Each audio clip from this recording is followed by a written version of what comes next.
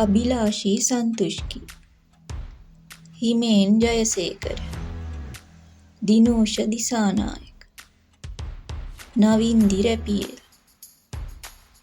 සිත්මි Edirisinghe, Amila Sandaruwan, චිත්මිනී Madhava, ජයනාත් Bandara, Indika Subasinghe, Himali Siriwardena, Mahendra වීරරත්, Indika Deshapriya,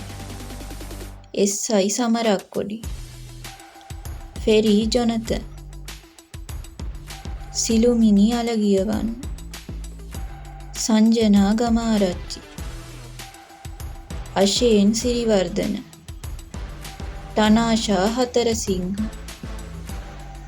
ගීත්මා Bandara, විනෝලි Dissanayake,